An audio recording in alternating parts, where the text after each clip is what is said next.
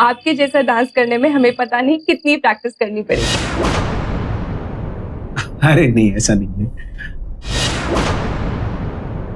Divya, 1 minute, phone आ रहा है।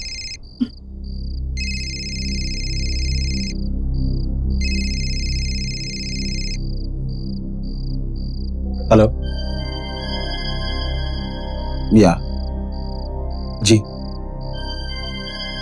मैं आता हूँ, अभी आता हूँ। जी जी, थोड़ी देर में आता हूँ, 1 घंटे।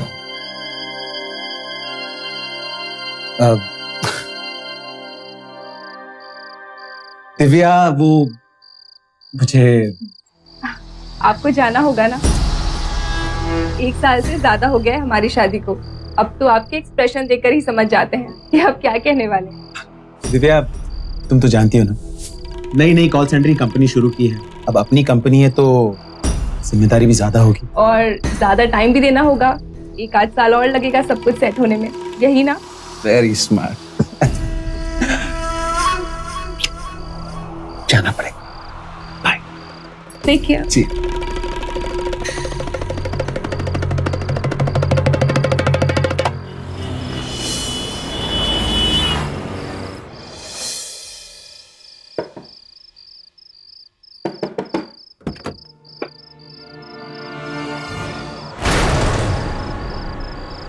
हाँ हैंडसम, चले। हाय रॉकी, कैसे हो? नमस्कार, मैं पूजा गौर सावधान इंडिया यूपी फाइट्स बैक में आपका स्वागत करती हूँ। धोखा एक ऐसी बला है जो पहले रिश्ते को खोखला करती है, फिर उसे खत्म। शादी के बाद जब पति या पत्नी कोई भी अपने पवित्र रिश्ते के बजाय धोखे से रिश्ता निभाता है तो साजिशें आकार लेती है। अमूमन कोई भी पति पत्नी जब भरोसे के साथ खिलवाड़ करते हैं तो उसके पीछे बाहरी प्यार शामिल होता है। लेकिन आज यूपी फाइट्स बैक में हम आपको नोएडा की एक ऐसी साजिश दिखाएंगे जिसमें गुनाह की वजह इतनी हैरत अंगेज थी कि आप भी उससे वाकिफ होकर यकीनन हैरान रह जाएंगे। नोएडा में अपनी मां के साथ रहने वाला राजीव एक शादीशुदा शख्स था जो नाइट ड्यूटी के नाम पर गैर औरतों के साथ रात गुजार रहा था। खास बात तो ये है कि ये सिलसिला नया नहीं था। अंधेरा होते ही अपनी बीवी को अंधेरे में रखने के लिए राजीव झूठ बोलने लगता। पर इसके पीछे की क्या वजह थी? राजीव और दिव्या को देखकर ऐसा बिल्कुल नहीं लगता था कि उनके बीच प्यार नहीं। फिर दूसरी औरत की दहलीज पर दस्तक देने की क्या वजह थी? आखिर रात के अंधेरे में कौन सी ड्यूटी कर रहा था राजीव? माँ, चाय।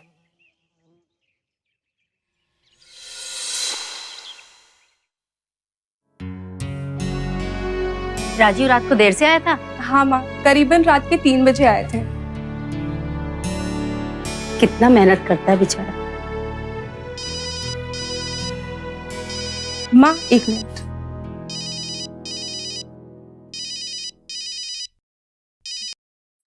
हेलो। हेलो दीदी। हाँ सौम्या, कैसी है? बिल्कुल ठीक। अच्छा जल्दी से अपना मुंह मीठा करो। क्यों, क्या खुशखबरी है? दीदी मैं एंट्रेंस एग्जाम में पास हो गई। Wow, congratulation. अब देखना, मैं आप ही के शहर नोएडा में एडमिशन लूंगी।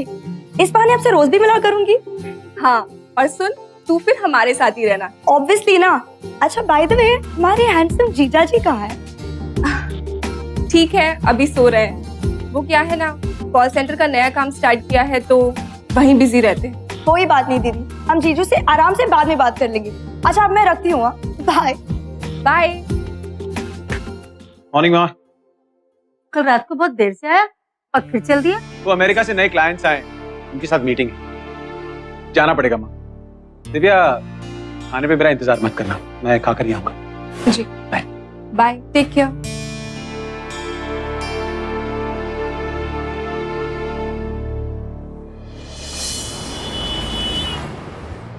अरे देखो, मैं यहाँ हूँ।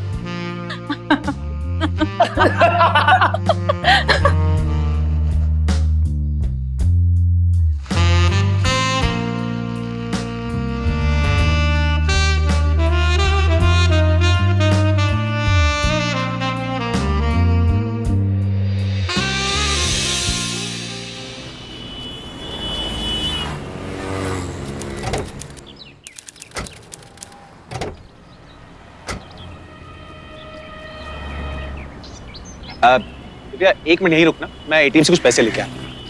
हाय रॉकी, कैसे हो? रॉकी? मैम ये रॉकी नहीं, हमारे राजीव हैं। हाँ जी, मैं कोई रॉकी बॉकी नहीं हूँ, मैं राजीव हूँ। वही शक्ल, वही आवाज, बिल्कुल रॉकी जैसी है। नहीं नहीं, तो रॉकी ही हूँ। दिव्या ये रॉकी हो गई, छोड़ो, चलो यहाँ से किसी और एटीएम में चलते हैं। आप अपनी आंखें चेक करा लीजिए। Bye Rocky. दिव्या का पति राजीव दोहरी जिंदगी जी रहा था और इससे दिव्या बिल्कुल अनजान थी। बहुत भरोसा करती थी वो अपने पति पर, जब उसका सच दिव्या के सामने आएगा तो क्या बीतेगी उस पर, और इस सच के सामने आने के बाद इन दोनों के रिश्ते पर क्या असर पड़ेगा, और क्या ये सच जिसे दिव्या इतने हल्के में ले रही थी उसकी जिंदगी पर भारी पड़ने वाला था। पता है, हमें रास्ते में एक औरत मिली, वो तो राजीव के पीछे ही पड़ गई, कह रही थी कि तुम रॉकी हो। दीदी जरा संभाल के, जीजू वैसे काफी हैंडसम है, सच में उन्हें कोई अपना रॉकी ना बना ले। दीदी पता नहीं आपको क्या हो गया आजकल, जरा जरा सी बात पे आप इतनी टेंशन क्यों ले लेते हो? मुझे भी समझ में नहीं आ रहा है, कभी कभी तो पूरा दिन हो जाता है किसी से बात तक नहीं कर पाती। इतना लो फील करती हूँ कि डिप्रेशन के कारण समझ में नहीं आता कि क्या करूँ। दिव्या हाँ मेरी शर्ट निकालना जरा। हाँ आई।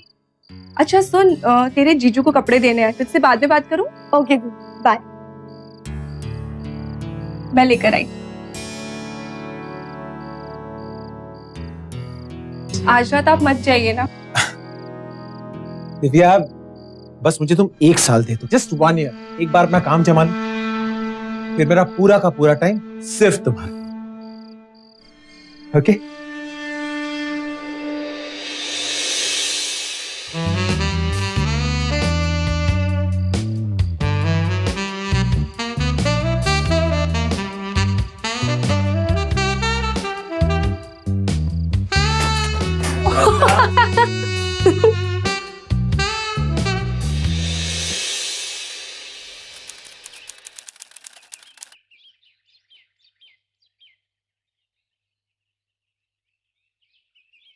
Morning mom. अरे आप, मॉर्निंग। ये क्यों आपको? ये चोट कैसे लगी?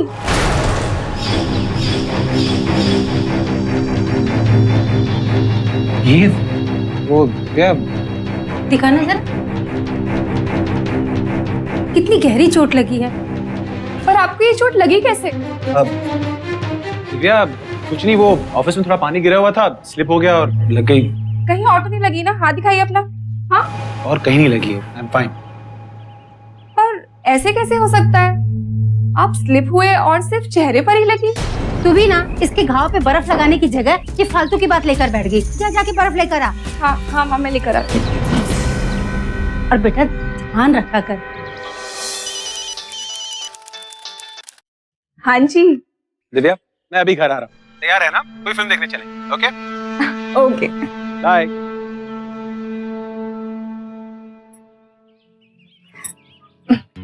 ये भी ना अपना लैपटॉप खुला ही छोड़ गए।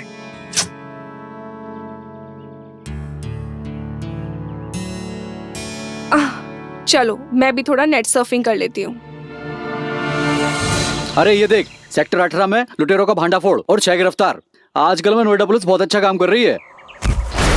अरे ये वॉचमैन को बुलाओ। जी सर। वॉचमैन चलो, साहब बुला रहे।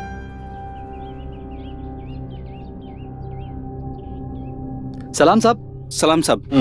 जब ये हादसा हुआ तुम दोनों ड्यूटी पे थे? जी हाँ साहब। कौन से माले से गिरी थी मैडम? सर वो 7वें माले से कूदी थी सर। अच्छा, तुमने इनको कूदते हुए देखा था? नहीं सर। तो फिर तुम्हें कैसे पता कि ये खुद ही कूद गई? ये भी तो हो सकता है कि इनको किसी ने धक्का मारा हो। ठीक है तुम लोग जाओ। तुम सब पिस्टल है। दिव्या की मौत ने कई सवाल खड़े किए थे। क्यों हुआ ये हादसा? क्या ये हत्या थी या आत्महत्या? अगर आत्महत्या थी तो दिव्या ने इतना बड़ा कदम क्यों उठाया? क्या उससे अपने पति की दोहरी जिंदगी का पता चल चुका था और उससे राजीव की बेवफाई बर्दाश्त नहीं हुई, या फिर ये एक हत्या थी? और अगर हत्या थी तो उसकी सही वजह क्या थी? इन्हीं सब सवालों का जवाब ढूंढने के लिए इंस्पेक्टर उमेश ने दिव्या के घर वालों से पूछताछ शुरू की। दिव्या शादी के 5-6 महीनों के बाद से ही काफी डिप्रेस लग रही थी। उसका डॉक्टर आइबारा के यहाँ इलाज भी चल रहा था। ये उसकी फाइल है। आप लोग दिव्या के माता पिता हैं? जी सर। देखिए, आप लोग बिल्कुल मत डरिए। अगर ऐसी वैसी कोई बात है तो मुझे साफ साफ बताइए। कोई दहेज वहेज का टेंशन तो नहीं था?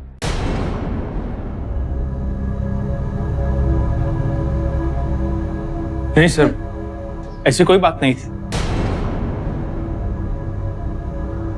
सर, दीदी हमेशा जीजू की बहुत तारीफ करती थी। अच्छा, ये डिप्रेशन वाली बात आप लोगों को कब मालूम पड़ी? सर, दी ने मुझे कई बार फोन पे डिप्रेशन वाली बात कही थी। शादी के बाद जीजू के बिजी होने की वजह से दीदी बहुत अकेली पड़ गई थी। सिंह साहब, इस नंबर पे डॉक्टर आइबरा को फोन करो और उनको पुलिस थाने आने को बोलिए। अगर कुछ पूछें तो बोलिएगा कि कुछ जरूरी पूछताछ करें। Okay sir. देखिए, अब ऐसे केसेस में भी हमें जांच पड़ताल तो करनी ही पड़ती है। जी सर। फिलहाल मैं सुसाइड का केस रजिस्टर कर लेता हूँ। पोस्टमार्टम के बाद आप लोगों को लाश मिल जाएगी। उसके बाद आप इनका अंतिम संस्कार कर सकते हैं।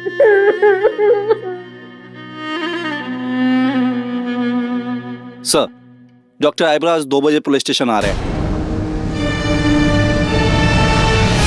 दिव्या का ट्रीटमेंट मेरी क्लिनिक में ही चल रहा था, लेकिन इलाज के बावजूद पिछले 1 महीने से वो कुछ ज्यादा डिप्रेशन में चली गई थी। डॉक्टर साहब, तो क्या ऐसी हालत में लड़की सुसाइड भी कर सकती है? देखिए इंस्पेक्टर साहब, ऐसे हालात में अक्सर इंसान की जीने की इच्छा शक्ति खत्म हो जाती है और कभी कभी ऐसा पल आता है जब मरीज सुसाइड जैसा बड़ा कदम उठाने के बारे में सोच लेता है। वैसे डॉक्टर साहब, अभी तक आपके कितने पेशेंट ने सुसाइड कर लिया है? जी मैं ये पूछ रहा हूँ कि अभी तक आपके कितने पेशेंट ने आत्महत्या कर ली? इंस्पेक्टर, ये मेरी लाइफ का ऐसा पहला केस है, समझे? डॉक्टर साहब, आप तो बुरा मान रहे। देखिए, जैसे आपका काम है मरीजों की जांच करके उनका इलाज करना, बस वैसा ही कुछ हमारा काम है। पहले हम जांच करते हैं, फिर अपराधी को पकड़ के उसका अच्छी तरह से इलाज करते हैं। खैर, थैंक्स फॉर योर कोऑपरेशन। फिलहाल आप जा सकते हैं। Okay, thanks.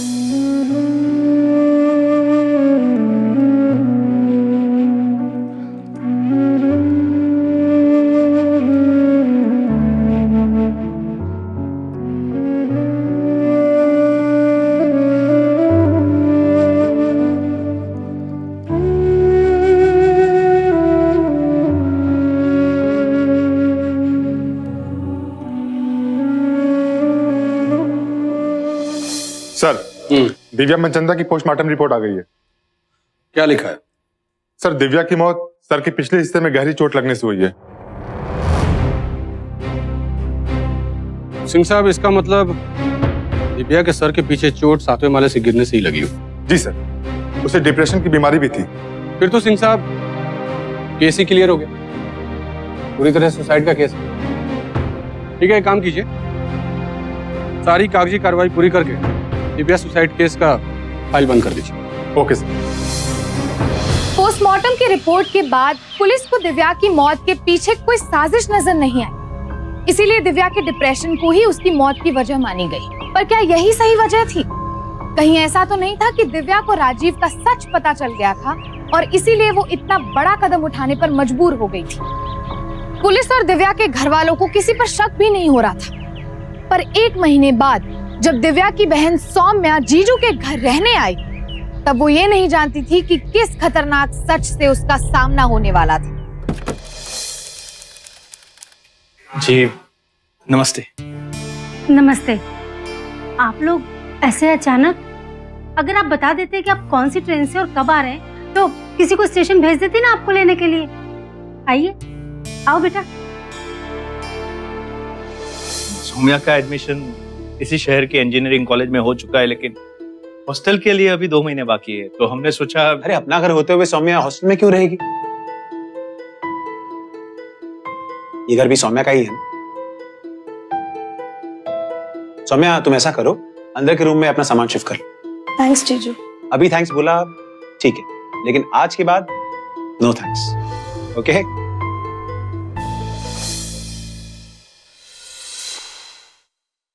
हाय सौम्या। अरे जीजू आप। पूरा 1 हफ्ता हुआ है तुम्हें यहाँ, कंफर्टेबल हो ना? सब ठीक है ना? हाँ जीजू। अच्छा सौम्या, मैं ऑफिस जा रहा हूँ, अगर किसी चीज की जरूरत हो ना तो फोन कर ले। बेटा मुझे भी जरा सेक्टर 12 में छोड़ दो ना। मेरी मौसी सुनीता है ना, उसकी तबीयत बहुत खराब है, तो सोच रही हूँ 2-4 दिन वहीं रह लूं। ठीक है माँ। सौम्या तुम भी माँ के साथ क्यों नहीं चली जाती? नहीं जीजू, आप लोग चले जाइए, वैसे भी आप रात को आने वाले हैं ना। ठीक है, बाय। चलिए।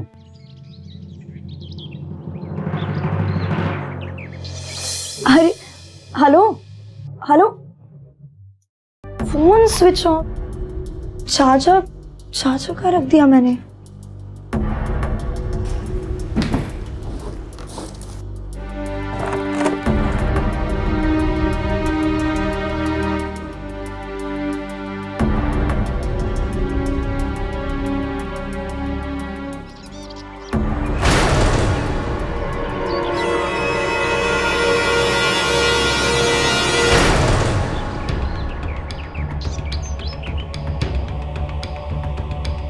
दीदी की फाइल।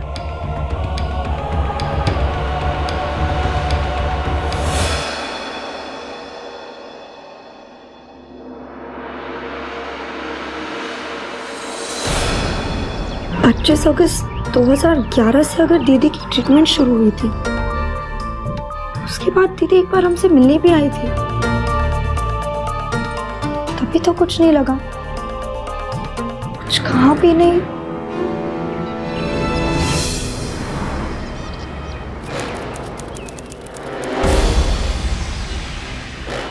एड्रेस तो यही का है, पर यहाँ पर तो किराने की दुकान है। सुनो बेटा, दिखाओ बेटा एड्रेस क्या है।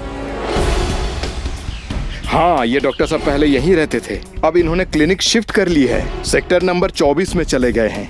Thank you so much.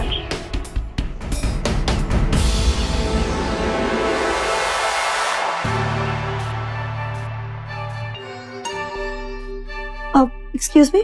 Yes. मुझे डॉक्टर आइब्रा से मिलना है। ओके, आपकी अपॉइंटमेंट है? जी नहीं, पर मैं उनकी एक पेशेंट दिव्या मनचंदा की छोटी बहन है और ये उनकी फाइल है, मुझे अर्जेंटली उनसे मिलना है, प्लीज। 1 सेकेंड। सर, आपकी पेशेंट दिव्या मनचंदा की सिस्टर आपसे मिलने आई है। ओके सर, आप 10 मिनट बैठिए। लीजिए।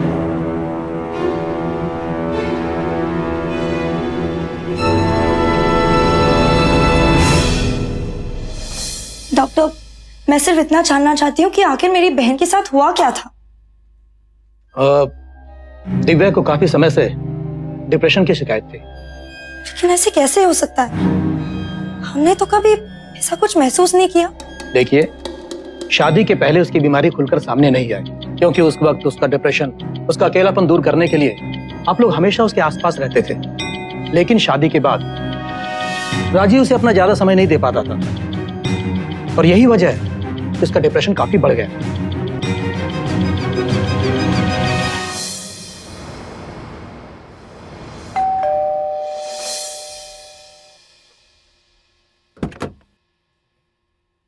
अरे जीजू, ये क्या हो गया?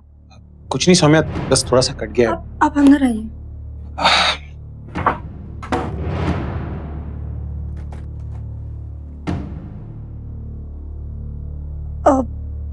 जीजू, ये दवाइयाँ कैसे?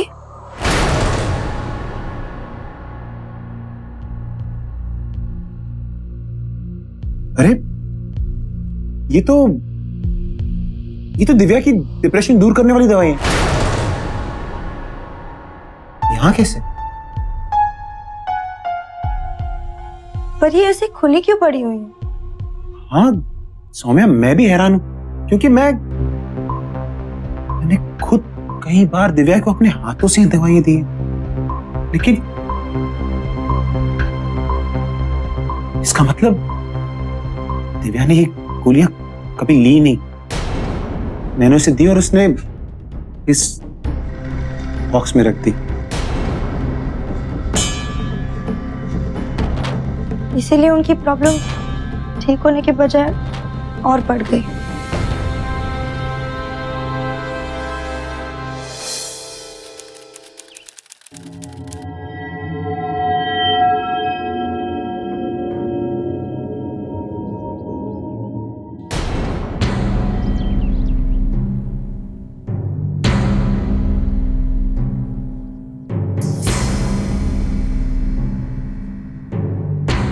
डॉक्टर ने दी को यही दवाई दी थी, सेरोटोनिन।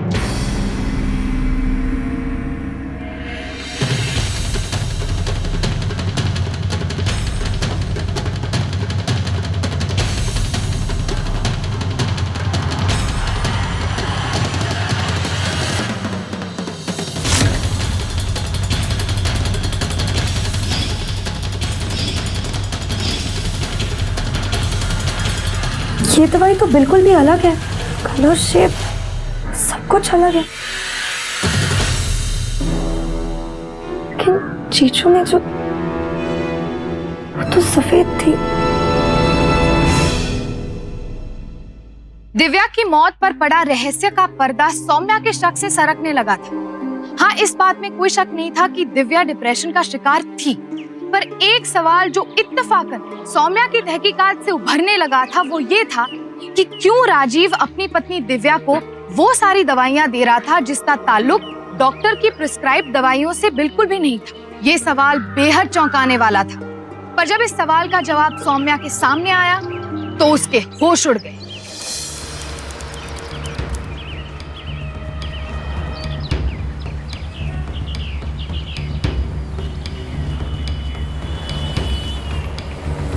क्या आप मुझे बता सकते हैं कि ये दवाइयाँ किस बीमारी के लिए यूज करते हैं?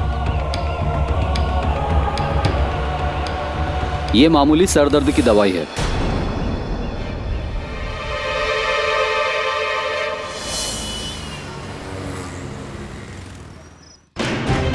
ये तो दिव्या की डिप्रेशन दूर करने वाली दवाई है, क्योंकि मैं खुद कई बार दिव्या को अपने हाथों से दवाइयां दी।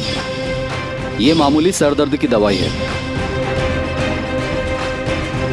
सौम्या,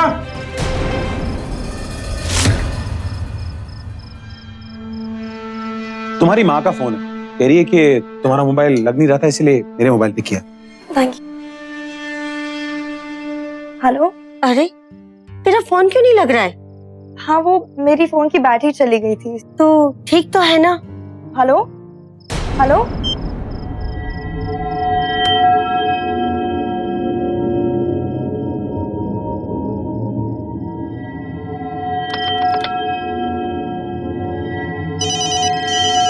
हेलो।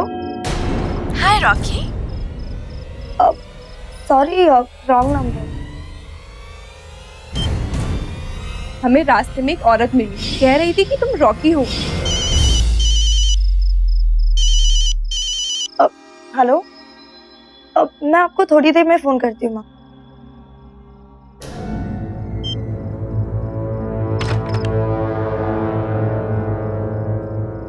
जीजू, एक फोन आया था, मम्मी का फोन समझ के मैंने उठा लिया। एक लेडी थी, किसी रॉकी के बारे में पूछ रही थी। तो तुमने क्या कहा? मैंने रॉन्ग नंबर बोल के कट कर दिया। ठीक ही किया ना, रॉन्ग नंबर है तो रॉन्ग नंबर ही कहोगी ना, मैं रॉकी थोड़ी ना। चलो ठीक है, मैं चलता हूँ।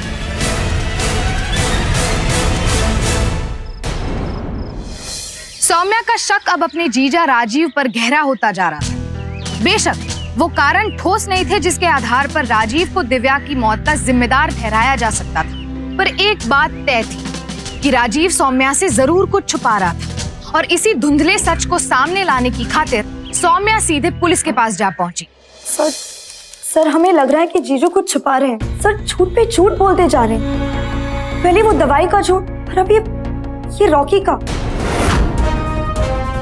सर, राजीव ने जिस कॉल सेंटर कंपनी के बारे में बताया था, ऐसी कंपनी तो है, पर राजीव का उस कंपनी से कोई लेना देना नहीं है। सर मुझे शक हो रहा है कि दीदी की मौत के पीछे कुछ और ही वजह है। देखिए सुमैया जी, आपने अभी तक हमें जो भी बातें बताई हैं उसे हम सबूत के तौर पर कोर्ट में पेश नहीं कर सकते, क्योंकि उससे हम राजीव को फ्रॉड के अलावा और कुछ साबित नहीं कर पाएंगे। पर सर ये... सिंह साहब, वो कॉल सेंटर का नंबर ट्रेस कीजिए और पता कीजिए कहाँ का है। Okay sir. देखिए सुमैया जी, एक उपाय है। अगर हमें राजीव की असलियत सामने लानी है तो हमें सबूत जुटाने पड़ेंगे। सबूत जुटाने और आखिर राजीव पुलिस से क्या छिपा रहा है, ये जानने के लिए आपको हमारी मदद करनी होगी। मैं अपनी दीदी की मौत के इंसाफ के लिए आपकी मदद जरूर करूंगी।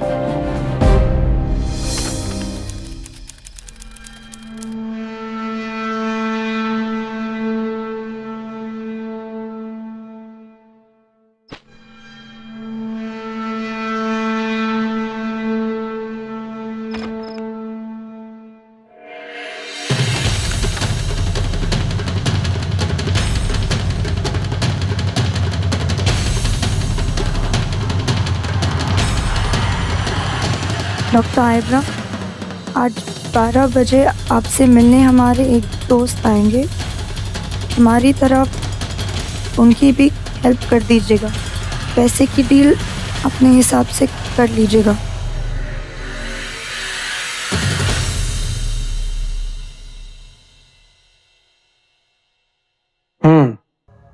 तो राजीव को आप कब से जानते हैं? बरसों पहले हम पड़ोसी थे। पैसों के बारे में कुछ बताया राजीव ने? नहीं, उसने बोला कि डायरेक्ट आपसे जाके बात कर लो। वैसे लेते कितना है आप? अभी अभी राजीव की वाइफ का केस हुआ है, इसलिए अभी तो मैं आपको नकली रिपोर्ट्स और प्रिस्क्रिप्शन नहीं दे सकता। I am sorry. 10 लाख रुपए मिलेंगे फिर भी नहीं?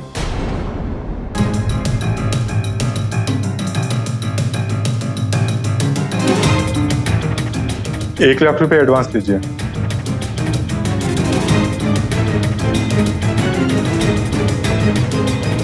रखिए।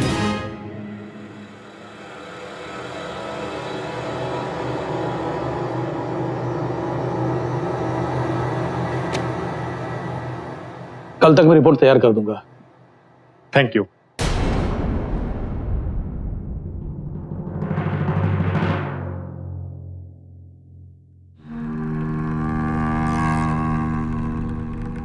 हेलो, हाँ सर, आ जाइए।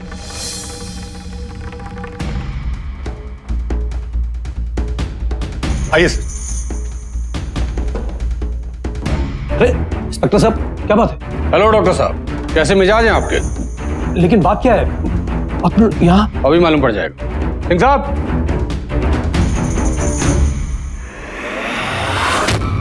भाई हमारे डॉक्टर साहब को जो आपने पैसे दिए थे, जरा चेक कीजिए कहाँ रखे हैं इन्होंने। कौन सा पैसे? देखिए कोई पैसे नहीं।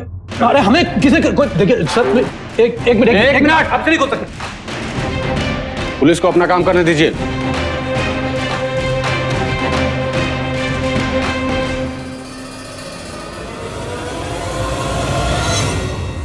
इसका मतलब आप राजीव के नहीं, पुलिस के आदमी है। सही पहचाना आपने। कभी कभी आप जैसे डॉक्टर्स के भेष में छुपे अपराधियों को पकड़ने के लिए पुलिस को भी ऐसा करना पड़ता है। ले चलो इनको। प्लीज प्लीज सर, सुनिए सर, प्लीज सर, बात तो सुनिए सर, प्लीज। अरे सुनिए सर, प्लीज सर, अरे सुनिए प्लीज सर, बात तो सुनिए सर। चल बता। हाँ तो डॉक्टर साहब, अब आप जैसे शरीफ लोगों के लिए तो मेरा एक थप्पड़ ही काफी है, लेकिन फिलहाल मैं आपको वो भी नहीं मारना चाहता। इसलिए तुम्हारी भलाई इसी में है कि तुम फटाफट बक दो कि तुमने दिव्या की नकली मेडिकल सर्टिफिकेट क्यों बनाई और कब बनाई। दिव्या की रिपोर्ट मैंने दिव्या की मौत के एक दिन पहले बनाई थी, लेकिन उस वक्त मुझे पता नहीं था कि राजीव उसकी मौत को सुसाइड साबित करने वाला है। तो आपको क्या लगा कि राजीव आपसे जालसाजी करा के कोई भलाई का काम करने वाला? सर, मुझे इतना तो पता था कि वो कोई ना कोई गलत काम जरूर करने वाला है, लेकिन मुझे ये नहीं पता था सर। जब मुझे उसकी पत्नी की मौत की न्यूज मिली तो मैंने अपना क्लिनिक शिफ्ट कर लिया, क्योंकि सर मैं किसी मुसीबत में फंसना नहीं चाहता था सर। लेकिन अभी तो आप बहुत बुरे फंस गए डॉक्टर साहब। उस सौम्या के कारण वो मेरे नए पते पर भी आ गए। मैंने राजीव को फोन करके उसके आने की बात बता दी थी। सर आपकी पेशेंट दिव्या मनचंदा की सिस्टर आपसे मिलने आई है। हाँ ठीक है, 10 मिनट बाद भेजना उसे।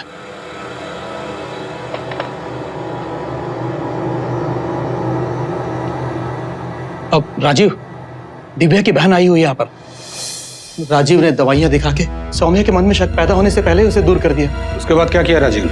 सर उसके बाद मुझे कुछ नहीं पता सर। अच्छा, राजीव को तुमसे किसने मिलवाया था? वो सीमा नाम की एक लेडी लेकर आई थी सर। सिंह साहब। जी सर।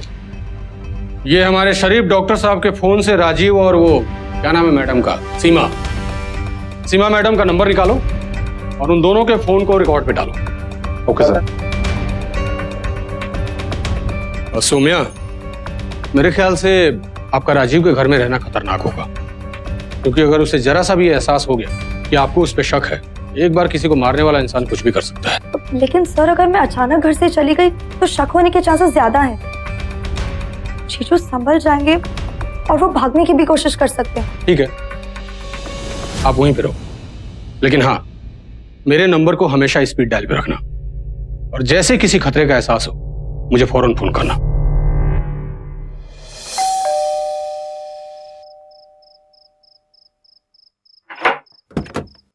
सौम्या, सौम्या, आजकल बड़ी देरी से आने लगी हो तुम। हाँ जीजू, वो कॉलेज में ना प्रैक्टिकल्स के एक्स्ट्रा क्लासेस चालू हैं, इसीलिए। अच्छा ठीक है, तुम फ्रेशन अप हो जाओ, साथ में खाना खाते जाओ।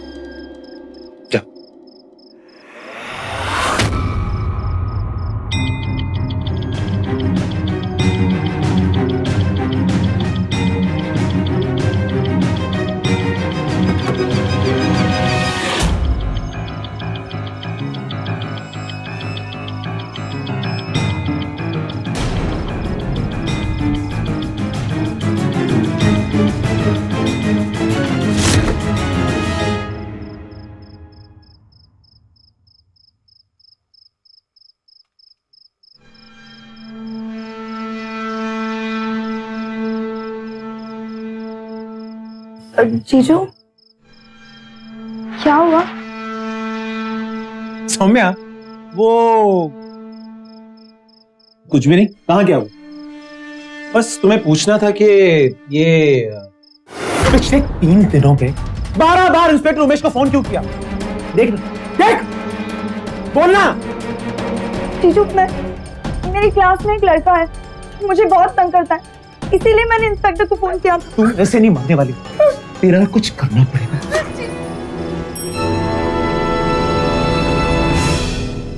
राजीव के व्यवहार में अचानक से आया ये बदलाव ये साबित करने के लिए काफी था कि सौम्या का शक गलत नहीं था। जैसे ही राजीव को लगा कि सौम्या और कानून की जुगलबंदी अब उस पर शिकंजा कसने लगी है, तो उसने अपना असली रूप दिखा ली। इधर पुलिस की जांच भी अब पूरी तरह से राजीव पर फोकस थी और उसकी हर हरकत पर कानून की पैनी नजर थी।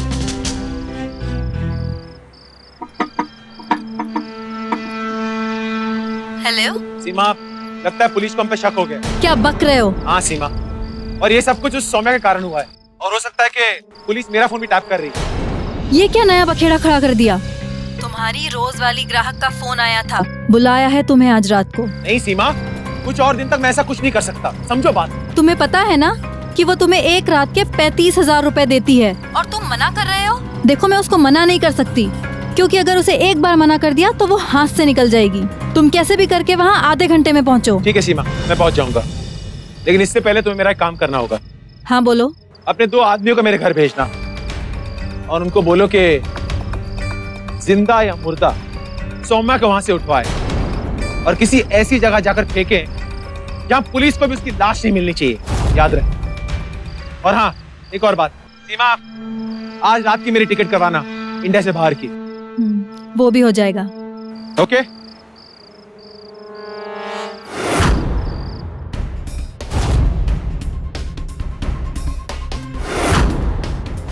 सिंह साहब, आप एक काम करो, अपनी एक टीम लेके फौरन सौम्या घर पहुंचो। और एक याद रहे, सौम्या को कुछ भी नहीं होना चाहिए। Okay sir. और हम जाते हैं उस राजीव की जन्म कुंडली निकालने।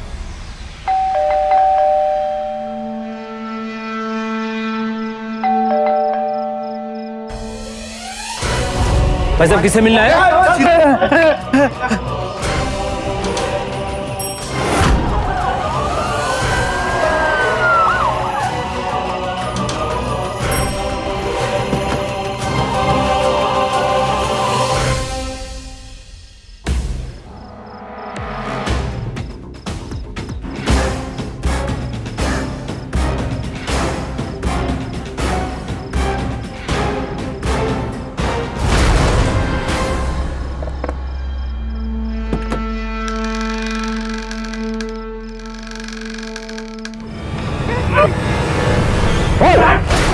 भागने की कोशिश की तो गोली मार दूंगा। लीजिए, आ गए हम। कपड़े उतारो ना। क्या बात है, आज इतनी जल्दी है?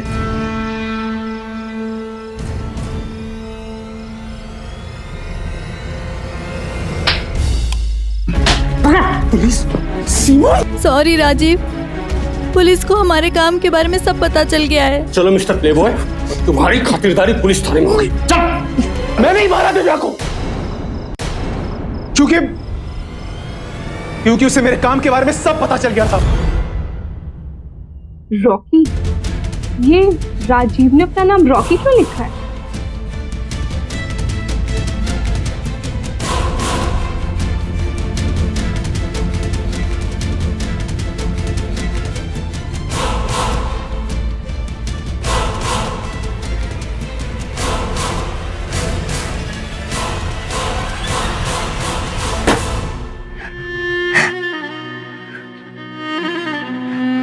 उसे पता चल गया था कि मैं एक पुरुष वैश्या हूं। पैसों के लिए औरतों को खुश करता हूं। हम दोनों में बहुत बड़ा झगड़ा हुआ। दिव्या बहुत नाराज हुई मुझ पर। दिव्या देखो, समझने की कोशिश करो। मैं घिन आ रही है मुझे आपसे। मेरी बात समझने की कोशिश क्यों मत हमें? ये काम करते हैं आप? आपने मुझे और मेरे पूरे परिवार को धोखा दिया। ये कॉल सेंटर का बिजनेस है, कॉल सेंटर के नाम पे आप ये सब कर रहे हैं। मेरी बात तो सुन। देखो क्या था कि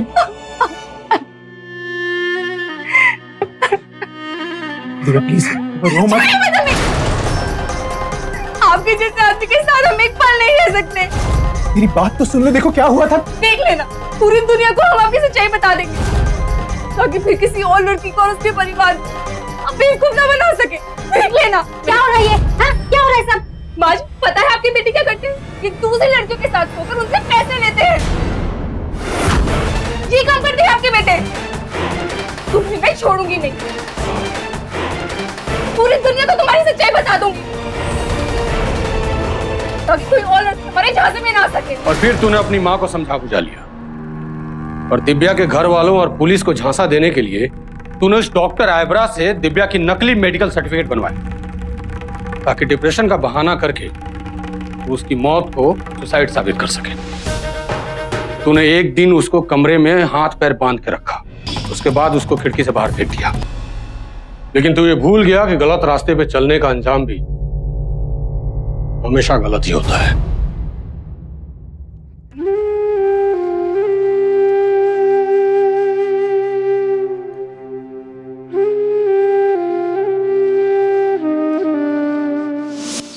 राजीव ने एक ऐसा पेशा चुना जिसमें आसानी से ज्यादा पैसे मिल सके। उसने अपनी बीवी की भावनाओं तक की परवाह नहीं की, अपनी ससुराल वालों को हमेशा झांसे में रखा, यहाँ तक कि दिव्या की हत्या कर दी। पर आखिर में वो अपने ही कर्मों के जाल में फंस गया। राजीव को दिव्या की हत्या करने के जुर्म में आईपीसी की धारा 302 के तहत उम्र कैद की सजा सुनाई गई। इस साजिश में उसका साथ देने के लिए राजीव की मां को धारा 120B के तहत 4 साल की सजा सुनाई गई। साथ ही सीमा को धारा 120B और वैश्यवृत्ति का कारोबार चलाने के लिए the immoral trafficking prevention act 1956 के तहत 5 साल की सजा सुनाई गई। इसमें कोई शक नहीं कि पति पत्नी के रिश्ते में भरोसे की सबसे ज्यादा दरकार है। पर भरोसे का मतलब ये भी नहीं कि विश्वास में बहकर आप अपनी आंखें मूंद लें। दिव्या को अपने पति पर अटूट भरोसा था, लेकिन राजीव ने इसी भरोसे को अपना हथियार बनाया। राजीव लगातार दिव्या की बेखबरी का फायदा उठाता गया और दिव्या ने कभी भी सख्ती से उसकी उन हरकतों पर सवाल खड़ा नहीं किया जिस पर उसे मुखर होना चाहिए था। मसलन रोज रात को उसका घर से बाहर जाना दिव्या के लिए एक बहुत बड़ा सवाल था। चंद मीठी बातों के अलावा उसके साथ वक्त ना गुजारना दिव्या के लिए एक सवाल था। अपने पति धर्म को ना निभाना दिव्या के लिए एक सवाल था, लेकिन अफसोस दिव्या ने ये सवाल नहीं उठाए। इसलिए मन में उठ रहे सवालों को वक्त रहते ज़बान पर लाना बहुत जरूरी है। सतर्क रहना बहुत जरूरी है। आज के लिए बस इतना ही। कल फिर मिलेंगे जुर्म से जंग की ऐसी ही बेमिसाल कहानी के साथ। तब तक के लिए सावधान इंडिया, यूपी फाइट्स बैक। जुर्म से जंग जारी है, अब यूपी की बारी है।